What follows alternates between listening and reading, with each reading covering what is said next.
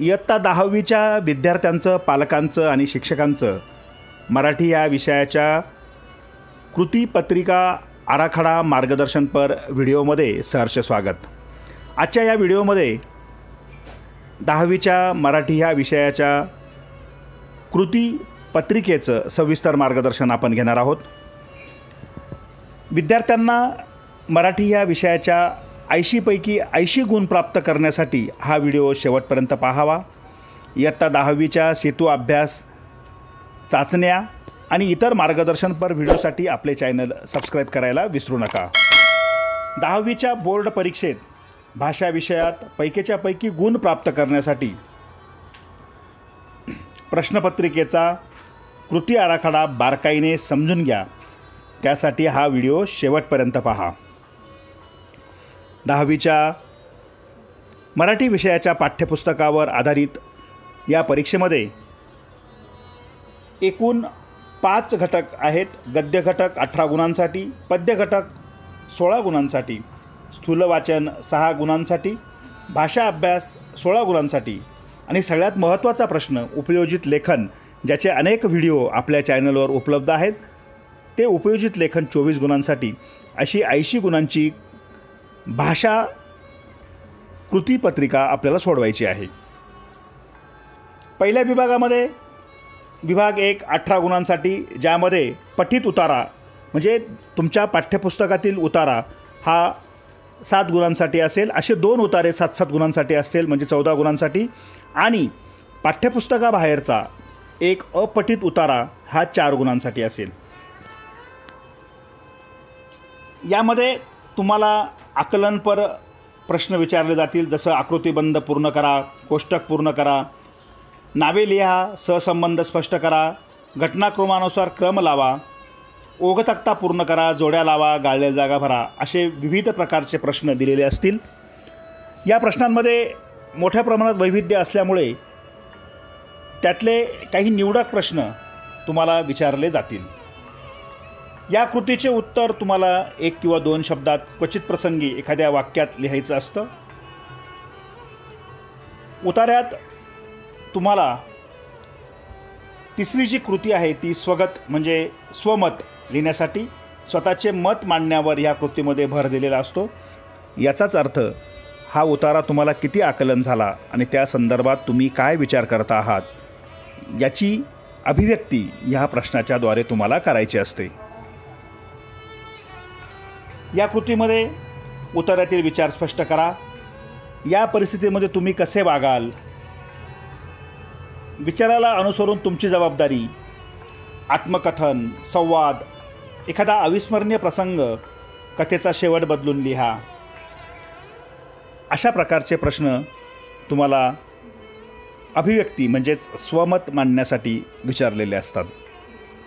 विद्यार्थ्यांनी मराठी या विषयाची कृतीपत्रिका जर व्यवस्थित समजून घेतली आणि त्यातल्या प्रत्येक पैलूवर सूक्ष्म अभ्यास केला तर 10वीच्या परीक्षेत तुम्हाला पैकीच्या पैकी गुण सहजपणे मिळतात। अनेक विद्यार्थ्यांनी कृतीपत्रिका आराखडा आणि त्यातल्या विविध घटकांचा सखोल अभ्यास करून यशाला गवसणी घातलेली आहे। या ठिकाणी तुम्हाला विविध मुद्दे दिलेले आहेत।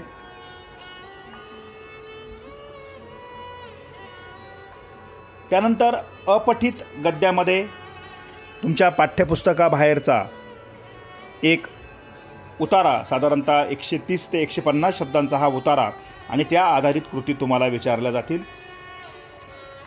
ज्यामध्ये तुम्हाला आकलनपर 2-2 गुणांचे प्रश्न दिलेले असतील आणि त्या प्रश्नांचा ज्याप्रमाणे आपण पाठ्यपुस्तकातील उतारा म्हणजे पठित गद्य उतारा अभ्यासला आहे तेच मुद्दे, तेच निकष अपठित गद्यालासुद्धा तुम्हाला लागू पडतात। परंतु अपठित गद्य तुम्ही पहिल्यांदाच वाचत असल्यामुळे तुम्हाला त्याचं काळजीपूर्वक वाचन करून त्यावर आधारित कृती सोडवाव्या लागतील। विद्यार्थ्यांनी हा व्हिडिओ पाहिल्यानंतर प्रश्नपत्रिकेचा एक पेजमध्ये बसेल असा एक ओघतक्ता तयार करून त्यातल्या प्रत्येक घटकाचा सराव हा वैयक्तिकपणे करावा आता आपण पुढच्या प्रश्नाकडे वळूया. अ आ इ हा प्रश्न पहिल्यामधला आपण गद्य उतार्यावर आधारित बघितला. आता पद्यामध्ये एकूण 16 गुण, पठित पद्य 8 गुणांसाठी, कवितेवर आधारित कृती 4 गुणांसाठी, काव्यपंक्तीचे रसग्रहण 4 गुणांसाठी असेल. पद्य विभागामध्ये जे 16 गुण आहेत त्यामध्ये तुम्हाला आकलनावर आधारित 2 गुण, काव्यपंक्तींचा सरळ अर्थ लिहिण्यासाठी 2 गुण, काव्यसौंदर्य म्हणजेच विचारसौंदर्य, भावसौंदर्य, अर्थसौंदर्य या 3 घटकांपैकी कोणत्याही एका घटकावर कृती विचारली जाईल. प्रत्येकी 2 गुणांसाठी हे प्रश्न तुम्हाला विचारले जातील. प्रश्न दुसऱ्यामध्ये आ, पुढीलपैकी कोणत्याही एका कवितेवर दिलेल्या मुद्द्यांच्या आधारे कृती सोडवा. त्यामध्ये पठित कविता सोडून पाठ्यपुस्तकातील इतर कोणत्याही 2 कवितांची नावे दिली जातील. त्यापैकी कोणत्याही एका कवितेवर दिलेल्या मुद्द्यांच्या आधारे कृती करणे अपेक्षित आहे, ज्यामध्ये कवितेचं शीर्षक किंवा कवीचं नाव, कवितेचा विषय, कवितेतील शब्दांचे अर्थ, कवितेतील मिळणारा संदेश, कवितेची भाषिक वैशिष्ट्य या अनुषंगाने तुम्हाला दिलेले गुण आणि त्या गुणांच्या अनुषंगाने तर्कसंगत प्रश्न या विभागामध्ये विचारलेले असतात. विद्यार्थ्यांनी कवितेचा भावार्थ समजून घेतलेला असेल तर या प्रश्नाची उत्तरं तुम्हाला सहजपणे लिहिता येतात.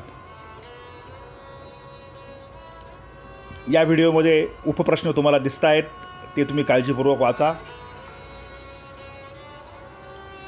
कृतीपत्रिकेत प्रश्न दुसरा आ हा कवितेच्या रसग्रहणावर आधारित प्रश्न आहे.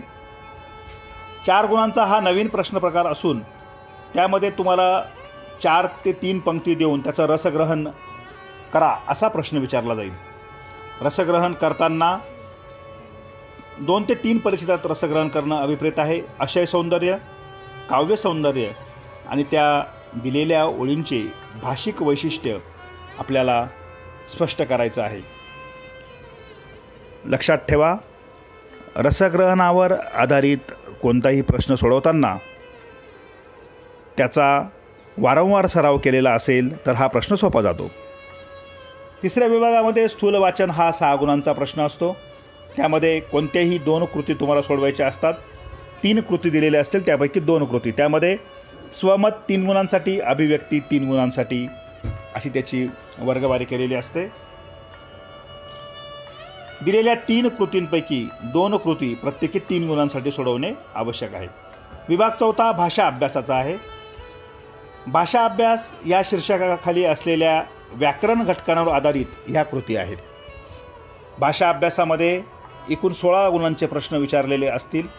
व्याकरणावर आधारित 8 गुण, भाषिक घटकांवर आधारित कृती 4 गुणांसाठी आणि शब्दसंपत्तीवर आधारित कृती 4 गुणांसाठी. व्याकरणावर विचारलेल्या प्रश्नांमध्ये समास, विग्रह, शब्दसिद्धी, वाक्प्रचार, वाक्प्रचारांचे वाक्यात उपयोग, म्हणी व त्यांचे अर्थ अशा प्रकारचे प्रश्न विचारलेले असतात. तर शब्दसंपत्ती हा प्रकार 4 गुणांसाठी विचारलेला असतो. यामध्ये 5-6 प्रकारच्या कृती असतात. त्यापैकी कोणतेही 4 कृती तुम्हाला परीक्षेमध्ये विचारल्या जातील. प्रत्येक कृती ही 1 गुणासाठी असेल. त्यामध्ये बघा, समानार्थी शब्द, विरुद्धार्थी शब्द, वचन, लिंग, शब्दसमूहाबद्दल 1 शब्द, शब्दातील अक्षरांपासून अर्थपूर्ण शब्द अशा प्रकारच्या वेगवेगळ्या प्रश्नांपैकी कोणतेही 4 प्रश्न प्रत्येकी 1 गुणास म्हणजे 4 गुणांना तुम्हाला सोडवायचे आहेत. लेखन नियमानुसार लेखन, विरामचिन्हे यांच्यासाठी देखील प्रश्न विचारलेले असतील. 5वा विभाग हा उपयोजित लेखनाचा आहे. उपयोजित लेखन हा विभाग एकूण 24 गुणांसाठी तुम्हाला लिहायचा आहे. विद्यार्थी मित्रांनो, उपयोजित लेखनाच्या सर्व प्रकारांचे अनेक सराव प्रश्न आपल्या या यूट्यूब वाहिनीवर उपलब्ध आहेत. पहिला जो प्रश्न आहे तो आहे अ. त्यामध्ये तुम्हाला औपचारिक पत्र, अनौपचारिक पत्र आणि सारांश लेखन या तिघांपैकी कोणतीही एक कृती 6 गुणांसाठी करायची आहे. प्रश्न दुसरा आहे आ. ज्यामध्ये कोणत्याही 2 कृती तुम्हाला प्रत्येकी 5 गुणांना म्हणजे 10 गुणांसाठी सोडवायचे आहेत. यामध्ये तुम्हाला जाहिरात लेखन, बातमी लेखन, कथा लेखन हे तिन्ही लेखन प्रकार विचारण्यात येतील आणि त्यापैकी तुम्ही कोणतेही 2 लेखन प्रकार सोडवणं आवश्यक आहे. जाहिरात लेखनीचे नमुना जाहिराती आपल्या या वाहिनीवर तुम्हाला अभ्यासता येतील. बातमी लेखन, कथा लेखन, जाहिरात लेखन यामध्ये कोणत्याही 2 कृतींचा जर तुम्ही 10वीच्या पूर्ण वर्षात किंवा 9वी-10वीला या 2 वर्षात अधिक सराव केला तर तुम्हाला हा प्रश्न सोडवणं सहज साध्य होईल आणि विशेष म्हणजे पैकीच्या पैकी गुण देणारा हा प्रश्न आहे.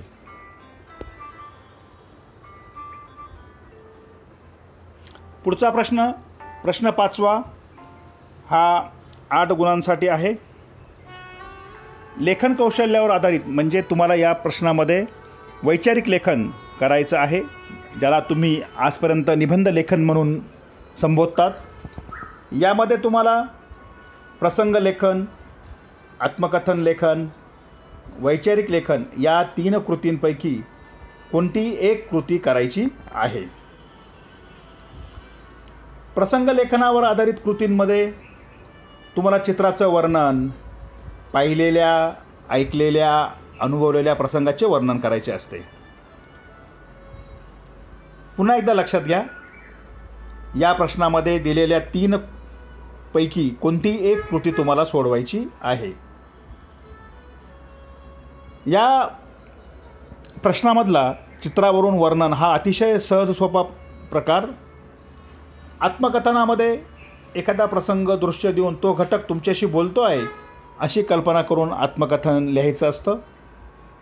वैचारिक लेखनामध्ये चित्रकृतीचं वर्णन, एखाद्या म्हणीचं, शब्दसमूहाचं वर्णन करणं अभिप्रेत आहे. कोणत्या मुद्द्याला किती महत्त्व द्यायचं हे तुम्ही चित्रावरून समजून घ्यावं. विद्यार्थ्यांना मुक्तपणे लेखन करण्याची संधी यात मिळते. अशा पद्धतीने 10वीच्या परीक्षेमध्ये 80 पैकी 80 गुण मिळवणं तुम्हाला कृतीपत्रिका आराखडा समजल्यावर सहज शक्य होणार आहे. सर्व 10वीच्या विद्यार्थ्यांना खूप खूप शुभेच्छा. आपले चॅनल सबस्क्राईब करा. व्हिडिओ आवडल्यास लाईक व शेअर करा. धन्यवाद.